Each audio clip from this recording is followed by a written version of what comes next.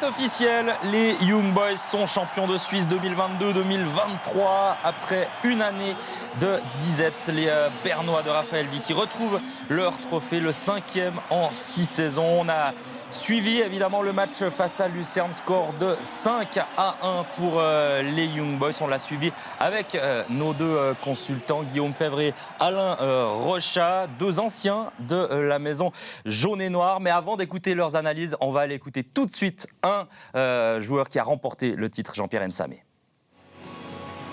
Oui, avec Jean-Pierre Nsamé, grand sourire évidemment. Tout était ici prêt pour une magnifique fête. Vous avez répondu présent avec ce match. La fête, elle va être très belle aujourd'hui. Ça, c'est sûr. On se devait de donner une réponse, de montrer notre visage par rapport à ce qu'on a fait mardi. Parce qu'on n'a pas du tout joué à notre niveau. On n'était pas là mentalement mardi. C'est dû certainement au match contre Servette qu'on a remporté largement. Mais on voit qu'aujourd'hui, quand on a cette mentalité-là, quand on joue comme ça, on est intraitable et il faut continuer. 16e titre pour Young Boys, le 5e en 6 ans, le 5e pour vous aussi. Et peut-être pour vous, l'histoire elle est un peu plus belle parce qu'il y a 5 ans, vous marquez en 2018 quasiment jour pour jour. Face à Lucerne de nouveau, vous récidivez aujourd'hui, c'est la belle histoire. C'est la belle histoire. Je sais, il y a Ulysse Garcia qui m'a dit il y a 2 jours, il m'a dit c'est ton histoire, c'est ton histoire. C'est toi qui dois ouvrir le chemin, c'est toi qui dois nous ouvrir la porte, qui doit nous montrer la voie. Parce qu'il y a 5 ans, quasiment jour pour jour, c'était quasiment contre la même équipe aussi. Enfin, c'était contre la même équipe, et c'était quasiment le même match aussi. Et aujourd'hui, je suis content de poursuivre cette histoire-là, parce que ça montre que mentalement, que je suis là et que je suis capable de répondre. Et que voilà, je me prépare toujours pour ce genre de match, pour tous les matchs. Et je suis content de voir que cette histoire continue. Vous avez été l'homme providentiel de IB sur ces 5 derniers titres. Pour vous, ça aussi, c'est spécial. Oui, parce que je le dis toujours, moi j'ai joué 5 années.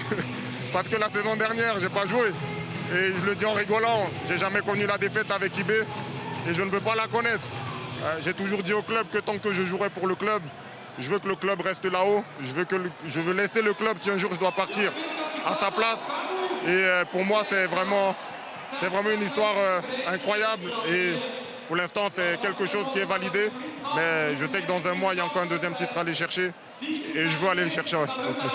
Eh bien, c'est tout ce qu'on vous souhaite. Merci beaucoup, Jean-Pierre Nsamé, et félicitations. Merci. Très sympa cette petite interview de Jean-Pierre Nsamé pour commencer notre temps additionnel. J'ai même pas eu le temps de vous saluer, messieurs, mais je crois que priorité au direct oblige. Elle est belle cette interview parce qu'on sent que Jean-Pierre Nsamé, voilà, il y a ce titre, mais il y a aussi une petite revanche personnelle. C'est joli de voir ce genre de moment, Guillaume. Oui, c'est joli, et puis on voit à quel point ça a été aussi un élément important pour ce club, pour cette équipe cette saison, mais voilà, pour l'histoire du club ces 6 dernières années, où il a eu vraiment son rôle à jouer durant ces 5 titres accumulés. Et puis, quand même, aussi une belle histoire pour lui, parce que voilà, il se blesse aussi gravement il y a 2 ans. Et puis c'est vrai que pour lui, la saison passée était un peu compliquée. Donc, voilà, les chiffres parlent d'eux-mêmes. Meilleur buteur, égalité avec Eaton, 17 buts. Enfin, il n'y a rien à dire d'autre.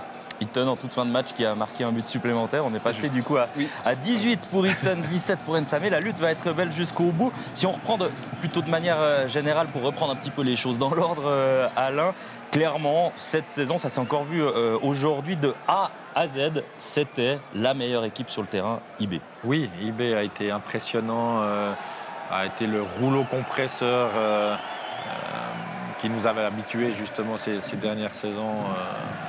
Mis à part l'année passée, cette puissance, ce contingent qui est capable justement de faire la différence à tout moment. On en a parlé aussi qu'il y a des matchs qui sont un peu plus difficiles, où on a l'impression qu'ils jouent moins bien, mais ils gèrent les matchs, ils arrivent à contrer l'adversaire et à bien défendre. Et puis tout d'un coup, il y a un coup d'accélérateur et ils vont gagner les matchs, ils font les points, ils dégoûtent les adversaires parce qu'ils sont simplement trop forts. Et là, cette saison, c'est un parfait exemple de nouveau. On a retrouvé le IB qui écrase tout sur le passage en Super League. Et on est à 5 journées de la fin, ils sont déjà en train de célébrer. Donc une grosse saison des Young Boys. C'est vrai qu'au classement, il y a quand même énormément d'écart au final, mais sur le terrain, il a quand même fallu aller chercher quelques victoires à l'arraché. C'est pas non plus un titre que l'on peut qualifier de facile. Non. Mais tant le chantier était aussi quand même important pour Vicky. On l'a dit aussi, un effectif quand même calibré pour jouer sur 3 tableaux. Championnat, coupe et puis bien sûr la scène européenne. Avec cette éviction relativement tôt dans la saison face à Anderlecht. Et puis au final, vous vous retrouvez avec un effectif où vous avez des postes qui sont doublés, triplés. Et puis il faut garder cette tension, ce focus chez tous les joueurs. Et puis au final, vous avez quand même des joueurs comme Nias, là au milieu de terrain, je prends leur exemple, mais où ben voilà, on joue 2-3 matchs de suite, puis après on est obligé de faire tourner, et puis le rythme est coupé, donc les automatismes à un moment donné se perdent un peu.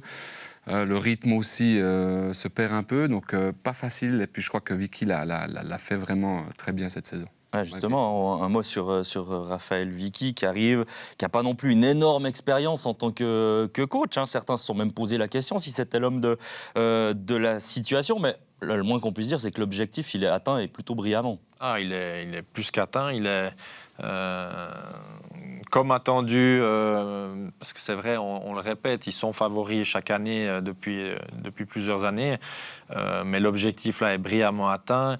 Il y a une coupe justement encore, on sent dans les propos de Nsame que ça, on veut pas s'arrêter là, on a le doublé dans le viseur, donc oui, c'est un gros club qui est en train de se construire, qui se fait aussi un nom sur la scène européenne, malgré l'élimination prématurée. Mais on sent que cette équipe prend bien et Vicky y est pour quelque chose, ça c'est une évidence. Il y a Vicky, mais il y a aussi tout le staff derrière. Vous avez vécu ça avec Young Boys, c'est pas qu'une équipe, c'est un groupe. Non, c'est une famille vraiment, puis ça, on ressent de manière ça très forte. Aussi pour les nouveaux joueurs qui arrivent, les jeunes, on sent vraiment qu'ils sont intégrés. Il y a des joueurs clés dans ces équipes, comme Lustenberger par exemple, Fasnacht, un Lauper qui sont là depuis quelques années, qui savent comment aussi intégrer ces nouveaux joueurs. Et puis il y a cette structure où il y a vraiment une vision sur le long terme. Et puis, quand il y a peut-être des saisons qui sont un peu plus compliquées, comme la saison passée, on réagit tout de suite, on fait des choix assez forts. Et puis là, voilà, à l'intersaison, il y a quand même eu un effectif qui s'est vraiment étoffé, où là, on a vraiment senti une équipe très, très forte, très puissante, et puis qui était capable de faire... Je vous interromps parce qu'on a Raphaël Vicky directement à l'interview, on l'écoute. Oui, avec Raphaël Vicky, évidemment un entraîneur heureux. Premier titre pour vous avec Young Boys. Quel sentiment vous habite en ce moment? C'est magnifique. Je pense que l'équipe a fait une saison magnifique jusqu'à maintenant. De savoir où on vient. La saison passée était difficile. Puis on a commencé en mois de juillet. Et puis aujourd'hui, ils ont pu se prendre ce trophée pour tout le travail qu'ils ont fait toute la saison. Je pense que c'est magnifique. C'est un stade extraordinaire avec des supporters qui sont toujours là. Et voilà, on est tous heureux, mais il faut essayer de savourer tout ça. Et je pense que ça va, dans les prochains jours, je vais réaliser un peu ça. Aujourd'hui, on est juste heureux.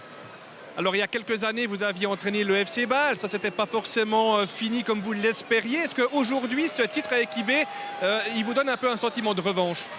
Non, pas du tout, non. Je suis fier du travail que j'ai fait à Bâle avec mon staff à l'époque. Je pense qu'on a fait du très bon travail à Bâle. Voilà, ça fait 5 ans dans le football, de recevoir un job et puis d'être viré, ça fait partie du job. Dès que tu signes, tu sais qu'à un moment donné, ça va être la fin. Donc voilà. Et aujourd'hui, je suis fier de ce que j'ai fait avec mon staff, avec l'équipe, avec les joueurs ici. Je pense qu'on peut être fier. Et puis voilà, il faut regarder en avant, il ne faut pas regarder en arrière. Mais je pense qu'on a le droit d'être fier de ce qu'on fait. Et il faut essayer de savourer ces moments. Merci Raphaël Vicky, on va vous laisser retourner parce que je crois qu'on a besoin de vous là pour fêter avec les supporters. Merci.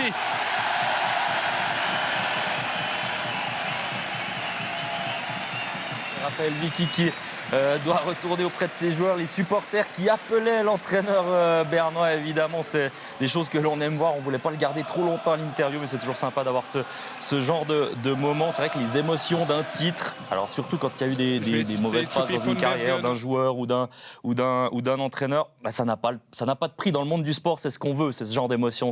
Bien sûr, tous les jours, tous les entraînements, à n'importe quel moment de l'année, on fait les efforts, on dépense de l'énergie, du temps pour finalement ça. Parce que c'est vrai que il y a une telle recherche d'excellence et de dépassement de soi, quand on peut le partager avec les coéquipiers et qu'on est arrivé finalement à notre but ultime, décrocher un titre, là il y a toute la pression, tout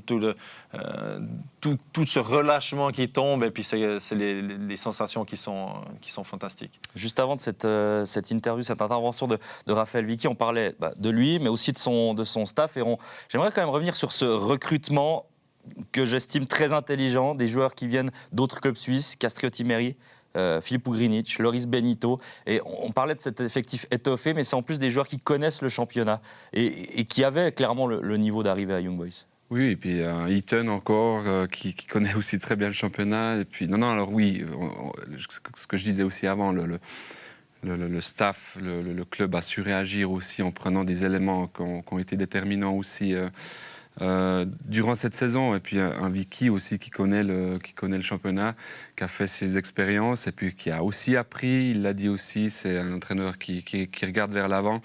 On voit que tout ce groupe au final a progressé ensemble, et puis ça fait plaisir de voir ces images-là, parce que elles sont au final la finalité de tout le travail qui a été réalisé cette saison. Et aussi IB a le luxe d'aller chercher les meilleurs joueurs du championnat suisse, parce que tout le monde veut jouer à IB, hein. Tout le monde espère justement faire un titre ou jouer sur la scène européenne. Et du coup, on fragilise les adversaires aussi. Donc c'est vraiment cette machine-là de Young Boys qui, par sa popularité, l'histoire qui est en train, déjà l'histoire plus ancienne, mais qui est en train de se passer.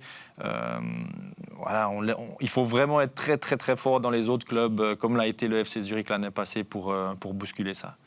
Et IB n'a pas fait dans la dentelle, hein. Aujourd'hui, ils avaient besoin d'un petit match nul, d'un petit point pour être champion. Mais bon, ils se sont dit autant profiter de la fête au Wankdorf avec un score final de 5-1 pour les Bernois. On commence à vous remontrer ces buts avec ce goal de la 32e minute. Qualité technique exceptionnelle chez beaucoup de joueurs bernois dans cette rencontre. Et là, c'est Nsame qui, lui, a l'instinct du buteur, Guillaume. Oui, et puis Fasnacht à l'origine de l'action, qui arrive aussi à poursuivre son action, à avoir deux contres aussi favorables, et puis servir Ugrinic, je crois. Ugrinic, oui. Et puis voilà, Nsame devant, avec la confiance qu'il a, avec aussi ce sens du but, en véritable killer devant le but, qui ouvre la voie, comme il l'a si bien dit à l'interview. Il y avait zéro hésitation au moment de tenter ce shoot. 17e goal pour Jean-Pierre Nsame dans cette saison de CSSL. À noter que 6 minutes après, on est déjà parti sur le 2-0. Hein. Pendant la première demi-heure, IB était quand même bousculé, mais là, sur 2-3 actions techniquement très très forts, les Bernois. Il y a de l'espace, on se projette vite vers l'avant, et les passes sont données dans le bon timing, au bon moment, et la finition est pleine de sang-froid. Donc on voit le timing, on voit tout est juste, tout est dans le bon tempo. On se retrouve en face à face et ça ne pardonne pas. Et c'est peut-être la différence justement avec les équipes ou les autres équipes du championnat. On le voit, il y a eu ce seul but lucernois de la journée, qui tombe un peu chanceusement quand même, mais le corner était très bien botté de la part de Friedek. Une petite frayeur avant la mi-temps pour IB, quand même. Ça n'a pas eu le mérite d'avoir instauré le doute dans la tête des Bernois. Mais voilà, un bon centre, et on sait toujours que sur les balles arrêtées, ça peut toujours être dangereux. Ouais, vous parliez de ce doute qui ne s'est pas installé. La preuve avec ce but 3 minutes après le seul but lucernois, et il est splendide, Signy Lauper. Il est magnifique, On est à 2 minutes de la fin de la première période et on a 6 ou 7 joueurs jaunes et noirs qui sont en attaque. On vient de prendre un semblant de coup dur sur le crâne avec la réduction du score. Et là, on a un geste comme ça qui vient enlever encore un petit peu plus les espoirs des Lucernois et remettre de la confiance dans les têtes des Bernois. Donc, on a quand même des milieux de terrain de folie à Young Boys, parce que je sais que vous appréciez beaucoup Lauper. On vient de voir son geste, celui de Rieder est quasiment autant bien. On l'a dit avant même qu'il tire, hein. C'est une situation très dangereuse. On sait que Rieder est capable de mettre ses ballons direct aussi. Et puis Rieder vraiment qui démontre encore une fois que depuis ces dernières semaines, il est en forme et décisif. Et que dire de ce but, parce que qualité technique, là il y a aussi Cédric Eaton. Le ballon est en plus déposé, hein, il faut aussi l'avouer, mais Eaton il nous met un but assez incroyable. Tout est parfait, le centre il est appuyé, il passe le premier juste parfaitement, il est en direction du but et là Eaton en vrai buteur. Elle n'est pas facile, on croit que c'est de la rigolade 5-1, mais elle est vraiment pas facile à mettre, donc non. IB a prouvé aujourd'hui que ils soulèveront pas la coupe par hasard dans quelques semaines. C'était trop fort pour les autres. On vient de voir ce coup franc de Castriotti-Meri. On l'a à l'interview, allons l'écouter. Oui, Castriotti-Meri, c'est la journée parfaite aujourd'hui pour IB. Oui, franchement, c'est ce qu'on voulait, c'est ce qu'on attendait aujourd'hui. Malgré que je pense qu'on pouvait le gagner avant. Mais comme j'ai dit, à chaque fois, c'est match après match. Contre Getse, ça n'a pas été. Aujourd'hui, on a fait le bon travail. Vous êtes arrivé, vous, personnellement, ici à IB en provenance de Servette pour passer un palier. Je pense qu'on peut dire que ce palier il est franchi pour vous aujourd'hui. Oui, bien sûr, c'est ce que j'ai dit quand je suis arrivé. C'était de changer d'équipe pour gagner des titres et tout ça. Et puis, je pense qu'aujourd'hui, je fais ce pas grâce à l'équipe et avec l'équipe. Et surtout qu'il y a encore un autre titre à aller chercher dans quelques semaines. C'est ça. On pense déjà à ce match-là. On ne va pas se relâcher. Et puis, comme j'ai dit, le plus important, c'est de prendre des titres avec l'équipe. Et si on peut en prendre un deuxième, ce serait exceptionnel. Et cette première place, c'est une qualification pour les qualifs de la Champions League. Ça reste un rêve pour vous, pour l'équipe? Oui, bien sûr. Je pense que c'est un rêve pour chaque joueur qui veut jouer au football, de jouer en Champions League. Et c'est aussi mon rêve. Donc, je suis très content de faire partie de cette équipe pour aller le plus loin possible en Champions League. Merci beaucoup et bravo, Castriotti. Il y a évidemment beaucoup de réactions au Wankdorf, d'autres joueurs bernois notamment. Vous aurez l'occasion de les voir, de les suivre sur notre site internet Blue News ou alors sur notre page YouTube. Mais de notre côté, on va quand même s'intéresser aux autres parties de l'après-midi parce qu'on s'approche déjà gentiment de la fin de la journée, de la fin de l'émission, car il y avait du suspense plus bas dans le classement. Les presque cancres, je vais y arriver, s'affrontaient aujourd'hui. Zurich 8e contre Sion 9e, l'occasion pour les Sédunois de recoller à leurs adversaires du jour. Je vous propose d'écouter Daniel Romano. Au terme d'un premier quart d'heure d'observation, Ziegler trouve Fortuné oublié au second poteau sur corner. Le Français inscrit son nom sur le tableau d'affichage à la 20e minute. La dernière fois, c'était le 11 novembre 2018. C'était déjà au Letzigrund et c'était déjà contre le FC Zurich. Droit derrière, de l'autre côté, Marquezano anticipe Ziegler et oblige Fickencher à dévier en corner. Seulement voilà, juste avant que le coup de coin ne soit tiré, la VAR intervient. Elle appelle M. Wolfensberger qui applique le règlement et désigne le point de pénalty. Le tir au but est transformé par Dzemaili, 1-1 après 25 minutes et 16e match de suite sans blanchissage pour le FC Sion. Reto il va au contact, après l'arbitre il a décidé de siffler pénalty, mais bon, on y est dans l'agressivité, maintenant il faudra faire attention, être attentif et rester concentré jusqu'à la fin du match. Et c'est exactement ce qui se passera ensuite. Pas de contre-coup valaisan. Malgré l'égalisation, Sion est toujours dans le coup mentalement. 42e minute, Chouaref gagne son 1 contre 1 avec Condé. Il décale le ballon pour Carlen qui laisse passer pour Cyprien, victime d'une faute de Dzemaili. La faute est indiscutable. L'ancien niçois choisit de tirer lui-même le coup franc. Délicieuse petite caresse au ballon qui termine en pleine lucarne. Le 3e but de la saison de Cyprien permet à Sion de rejoindre les vestiaires avec une longueur d'avance, mais il y a malgré tout cette position suspecte de hors-jeu de Carlen et Fortuné, positionnés au-delà du mur sur cette réussite. Brecher proteste à juste titre, sa visibilité est altérée, le but aurait pu être annulé. Zurich s'estime lésé, mais Zurich n'a pas fait grand-chose non plus pour se montrer dangereux dans cette première mi-temps. 64e minute, premier arrêt de la partie pour Fickencher.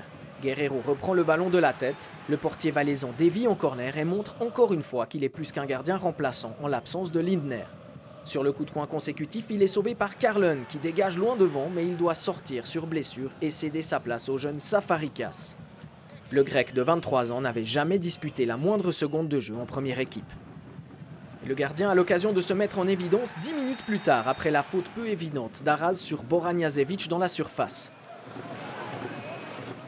Deuxième pénalty de l'après-midi pour le FC Zurich. Un pénalty arrêté par Safarikas, mais M. Wolfensberger le fait retirer car le gardien était positionné devant sa ligne.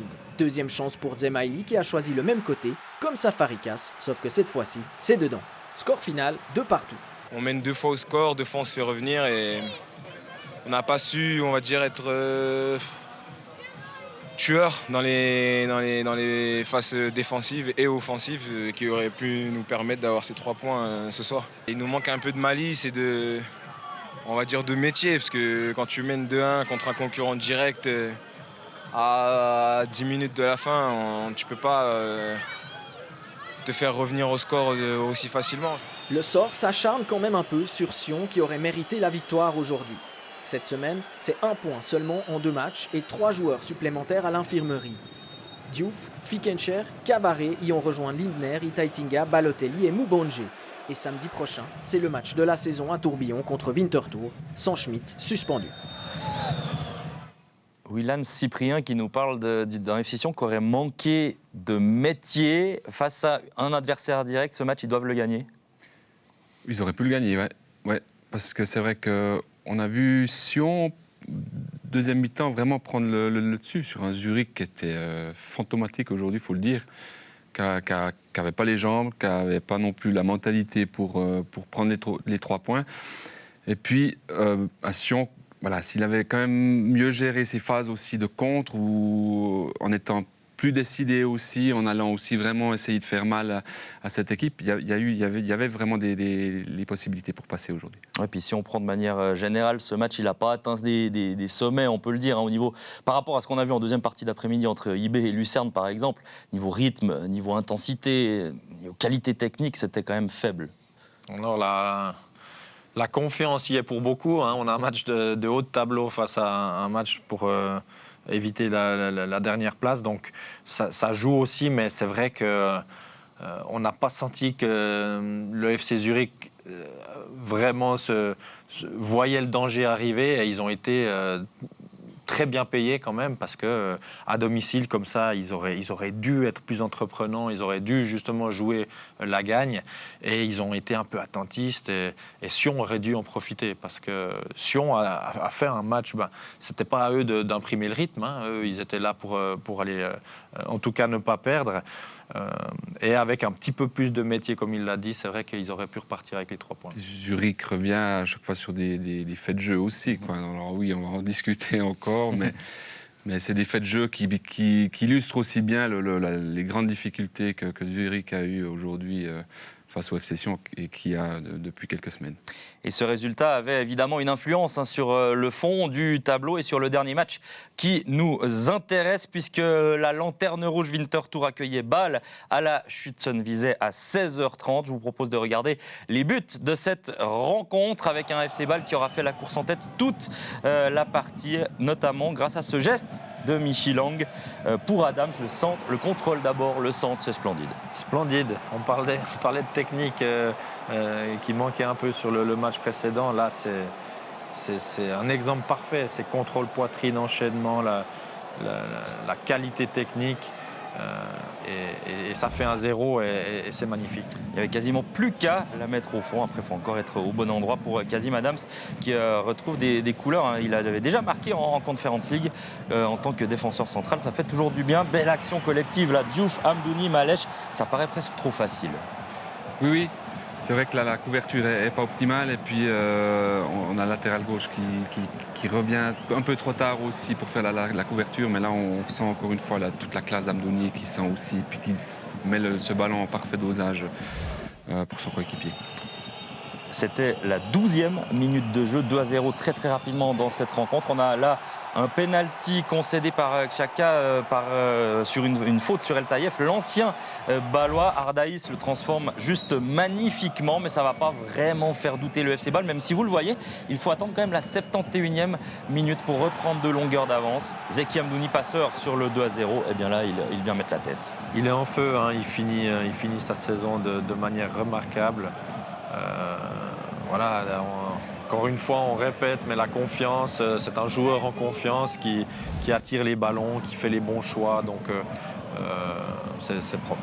Parler de confiance, deuxième victoire en une semaine pour le FC Bâle avec encore 7 réussites, 4-1, Malèche et Zekiri qui s'allient. C'est quand même un résultat deux résultats de suite, très très bon pour la confiance à quelques jours, une dizaine de jours de la double confrontation contre la Fiorentina. Oui, il faut engranger cette confiance et puis je crois que c'est seulement la deuxième fois cette saison que Bâle gagne 2 matchs d'affilée, donc ça montre aussi que le championnat c'est pas les grandes années que Bâle a connues par le passé.